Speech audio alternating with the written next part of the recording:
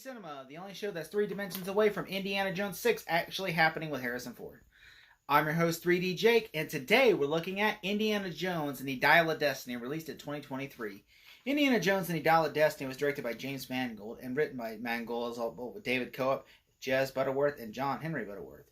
The movie stars Harrison Ford once again as the archaeologist from Treasure Finder, Dr. Henry Jones, aka Indiana Jones.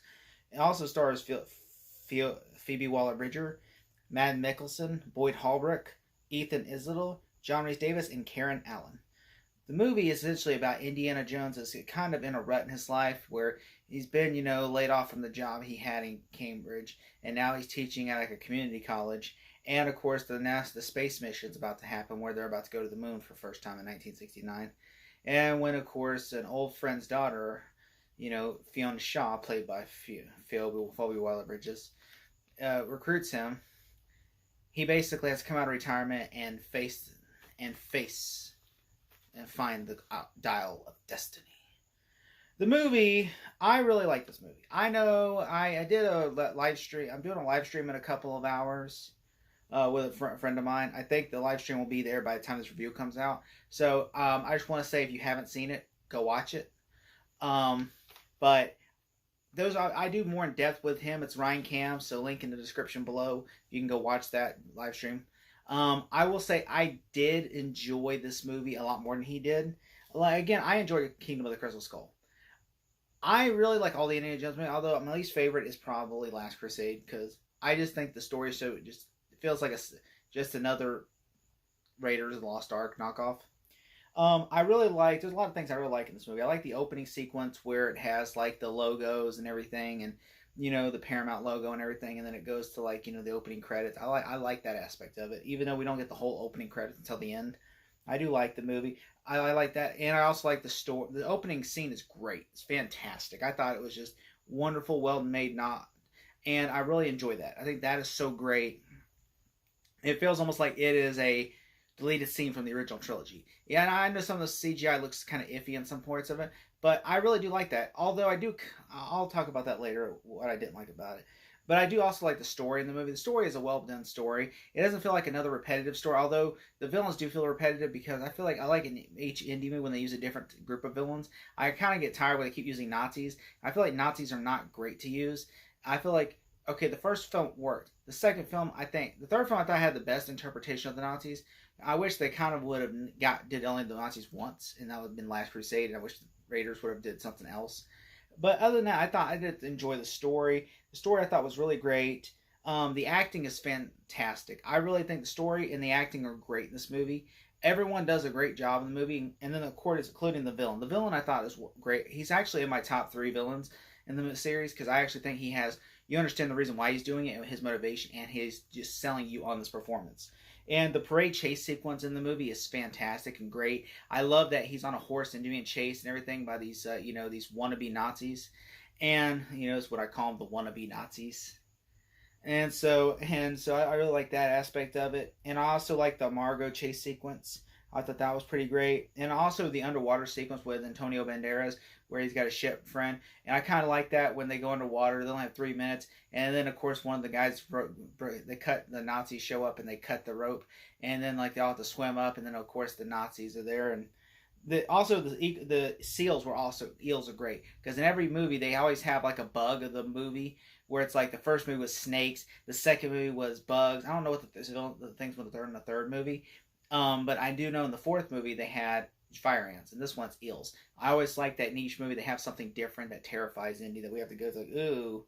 And also the third act with time travel is really great too. I think the third act is really great, where we have this the time where they you think, because I actually thought it was going to go a different way and it goes in this way. And I know some people are going to be divided on it, because I have seen online people are divided over that scene. But I actually enjoy the third act because Indiana Jones loves history. So for him to be stuck in history, that to me is great, because he's always been a history buff. So if he would have died in history, that would have made it more poetic in a way, rather than the ending we got. I also thought, for a story of searching for a historical artifact, that is pretty great too. I also thought everybody serves their purpose in the movie. And so that's what really I thought was great too. I kind of wish though that in the movie that Mads Mikkelsen character would have died in a more gruesome way. So like if for instance, I wish that if maybe Mads Mikkelsen's character would have like turned the dial and then he would have aged up backwards or forward to where he would have died from time, like time would have killed him. But I guess you could say that when he went to the past, time kind of did kill him because it screwed him over, and so I think that also could have been the same. Um, Also, like, there are things I don't like in the movie. Like, I dislike the killing off of Shia LaBeouf's character, Mutt. I feel like that was kind of a mean thing to do. I kind of wish they would have just said he's at war right now or something, or he's going to space, or, something like that. I wish they would have got rid of him some other way other than dying. But I guess that kind of adds to the story of grief, because the story, it does do a lot about grief. And you can't change the past. You can only go forward. Similar to what The Flash did. I like that when there's a message to the movie. I also didn't like when Salah's not going with him. Like, they go to the airport and he goes, I've got a passport. And Salah's just there for 2 scenes. I wish he would have went with him. It would have made the story much better. Because you would have had, hey, it's Indy and his buddy that's been in the last 2 couple movies. It'd been great. And also, of course, Matt Nicholson should have gotten a better death. I really do disagree that, he just dies in a plane crash. Because every other villain's got what that's coming to him. And this movie, I felt like Matt Nicholson died in a plane crash would have been much better. Then the Dial killing Matt Nicholson would have been much cooler. I actually thought they were in the plane and like Hell in the Shaw, there was the little kid driving the plane. I thought they were going to jump out of the plane and land on top of that plane. It was going to drive away, and they were going to go through the whole sky, the hole in the sky. And then the time was just going to just de-age them or age them forward, where they're all going to like turn to skeletons and die. That was how it's going to end. But instead, it ends like they go to the past and like the Roman era, and and I thought it was fine. I just kind of wish it was in there. And I know some people have issue with the ending of it. I kind of wish I think it should have ended with Indy dying in Hit Past. I think that would have made it more poetic. But at the end of the day, I think it was a better interpretation of that.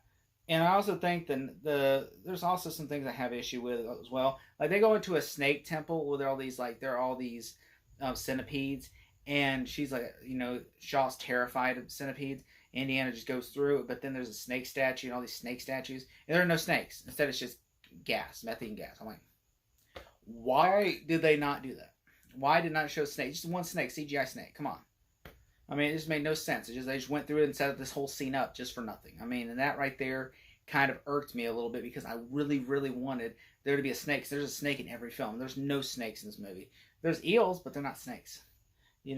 Although there was a cool scene with Indy and the electric eel, so I thought that was pretty cool. We at least got that. And, also, there's a sequence in the movie at the beginning. I really like the opening act. I just kind of wish it wasn't set at night and they were actually shooting it during the day. And I kind of wish they would have kept it during the day and we'd have got to see this happening, the fall of Germany happening during the day and right at night. Because at night, I just felt like it would have been better. It would have been more of a payoff if it's during the day, Instead, because all the Indiana Jones movies kind of start out during the day, and it kind of would have felt poetic, except for Temple of Doom. Temple of Doom was at night, but at least it was in a bright nightclub. I kind of wish we would have got that. Just like a sunshine. Instead it was at night, and I understand why, because the CGI in his face would have been less noticeable at night rather than during the day. Then everybody would look clear and at it and going, "Yep, that's not Harrison Ford. That is a body double." I get that. I get that. And there's an issue I have with some characters in the movie are just there. Like there's a female CIA agent. She's just there. She's there to say, hey, you can't do this and this. And, they go and kill people. And she just literally lets them. And then, of course, when they kill her and turn on that, she just dies. And it's just, I'm like, they're evil people. I mean, you should have known this, I mean, the guy was an ex-Nazi, for God's sakes. Come on. I just think that right there irks me a little bit that they did that, and also, I just felt like there were some poor choices. Like there's a scene where a bomb drops and in the castle and nothing happens. Like it almost is similar to nuking the fridge. Just, I guess they call it now dropping the bomb. And also there's a scene where there's Helen Shaw's on a motorcycle and the airplane's going so fast, and she's somehow able to not only does the airplane not blow her away, she's able to get on the wheel and get inside the plane. That makes sense logically. And they're going down there in the water scene for 3 minutes, and there's actually they've been out there for longer than 3 minutes. And so yeah, that doesn't make sense either. And also, you know, there's a lot of things in this movie that you can dissect, but I mean, the movie's still a fun, enjoyable film. I enjoyed it a lot. I understand that, you know, Steven Spielberg. One of my biggest also issues, Steven Spielberg didn't direct this movie. And you could tell at some parts, like when the airplane sequence, when he gets on the airplane, I was waiting for like the map to go da da da da. You know, instead we barely hear the Indiana Jones theme. Like we hear, I think, 2 or 3 times in the movie. While the rest of the movie, it's just not. I kind of bums me out that John Williams did not, you know, score like with more indie theme, you know, and also like, you know, just the deaths, you know, like those are meaningless. Like, it's not great deaths like in the original 4 films. Like there's a fire ants eat a guy in Crystal Skull, his face, and instead this one's just you know, the deaths are okay. Like it's not. You can tell a difference between James Mangold and Steven Spielberg when it comes to directing an indie film. It's Steven Spielberg goes for it, while Mangold just plays it safe, and I hate that. You know, especially like the whip. They only use the whip one time in the movie, or once or twice, I think. I think there's another scene he uses it too, but he uses it mainly to hit the people, and I think he uses it, you know, like at the beginning of the movie. But like, he doesn't really use the whip that much, and I'm like, that sucks because he's Indiana Jones. And also, I really just feel like, you know, like also it just doesn't feel like there are certain scenes in the movie where there's a character and they're like, he doesn't wear his glasses as much, you know, in the movie, and there's also feels like he was a much smarter man. They make him kind of more of a bitter old dumb guy in a way in this movie, and I kind of hate that for the interpretation of the character.